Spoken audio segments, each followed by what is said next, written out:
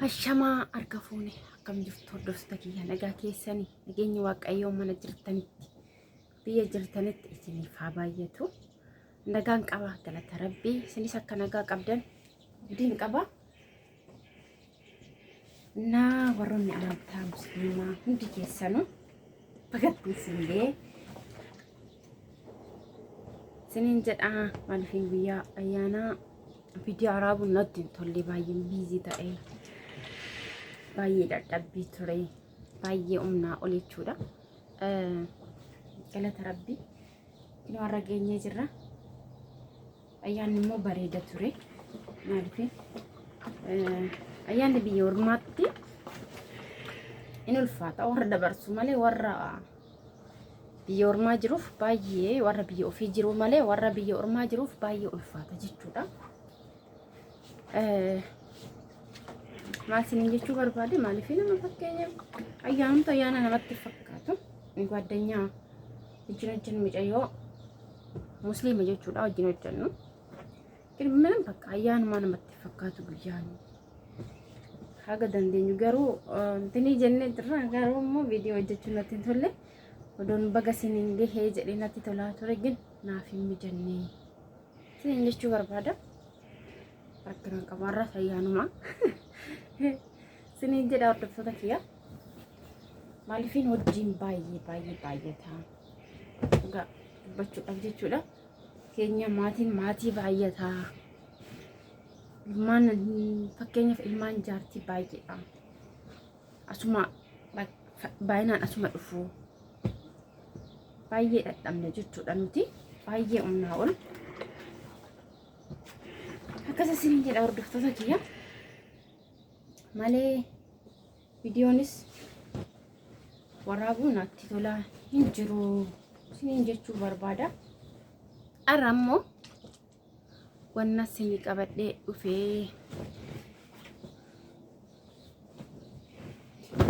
dhugaa dubbachuudhaaf yuutuubii kiyya irratti hojjechaa hin jiru. Waggaa guutee yuutuubii koo organ Saayidoo irraa fudhadhee waggaa tokko dhugaa waggaa kan danda'am Eid Mubaarak jedhee viidiyoo sinii gallakkisee ture. Waggaa kana jechuudha waggaa guute jechuudha. Maal sin jechuu barbaade yuutuubiin biyya ormaatti hojjechuudhaaf baay'ee ulaagaa baay'ee bu'aa bahii qaba. Namatti tolu hojii namatti tolu na maala yaada sanii fakkaata amma maaliifin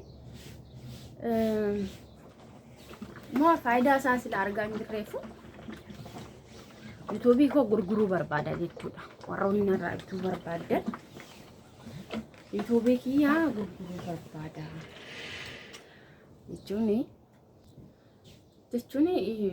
maaliifin irratti sila hojjedhee faayidaa tokko irraa maa argachaa hin jirreefu warroonni bittanii yeroo qabaatanii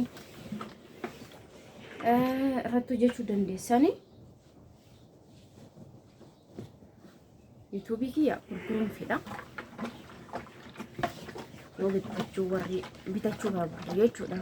Maaliifin waan tokko yoo itti hojjettee bu'aa irraa argatte malee sin jedhee yoo taa'e maaliifin birriitti itti bahe sila ta'eefu dhugaa rabbi na aarsa yeroo hunda keessa kiyyatti maaliifin waan tokko jijjiirama irraa argachuufi malee sin jedhee haa taa'uufi miti kan birrii sanuuf jireenya biyya ormaa keessatti birrii kan hundaatti naqee bite jechuudha. Natti tolaa hin jiru. Sommoo haalli jiru natti tolee hojjedhee bu'aa karraa argatu abdiin qaba ginnaa ta'uu dide. Sinin jedha warroonni immoo bitachuu barbaaddanii nagaafadhaadha lakkoofsa kiyya siniifan kaa. Yoo nagaafattanii warroonni hin binna jettanii argee lakkoofsa kiyya siniifin kaa sinin jedha. Gatii isaa wajjumaan dubbannaa jechuudha. Maaliifin yuutuubii hojjechuudhaaf kaayyoo guddaa qaba, hawwii guddaa qaba. Garuu immoo jireenya biyya ormaa nagar lakkisaan jirtu sila ta'eefu bu'aan qabu gaduma deema malee wanta bu'aa isaa argee tokko hin jiru jechuudha. Tokkoffaa immoo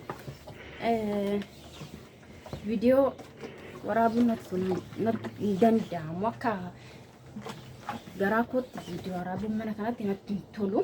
Kilaasii keenyan ala akkasitti walii gadi tanqasaqqasii waan barbaade hojjechaa odoon intinii jedhee natti tolaa ture. Garuu immoo naaf hin mijatu hin ta'u. Viidiyoo waraabuun akkasitti akka garaa kiyyaatti naaf hin ta'u, hin danda'amu, isin eeyyamamu. Isiniin jedha.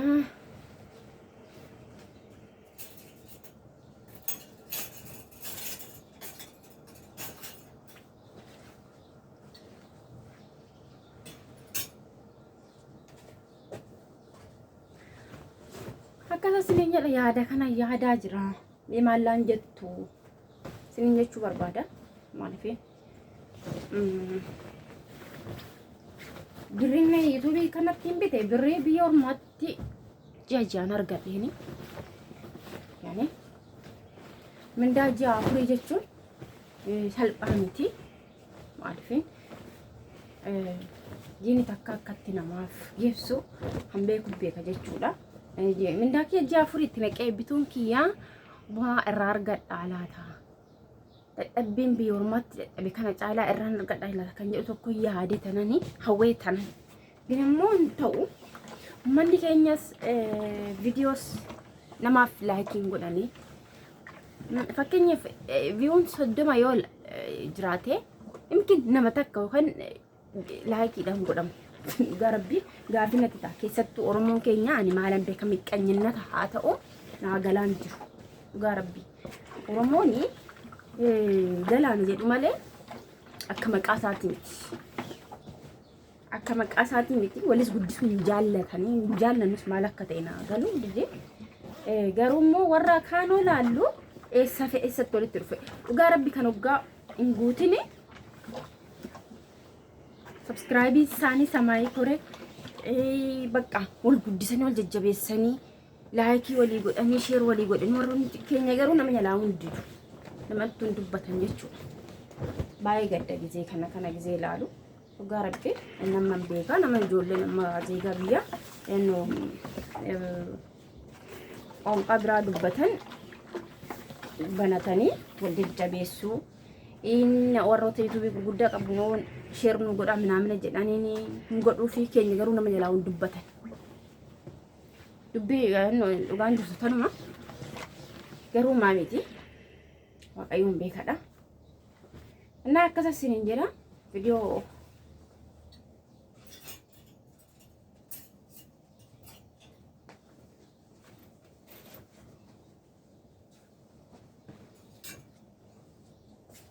maaliifin waan tokko hojjetanii bu'aa irratti argatan malee jedhee yoo taa'ee nama aarsa jechuudha.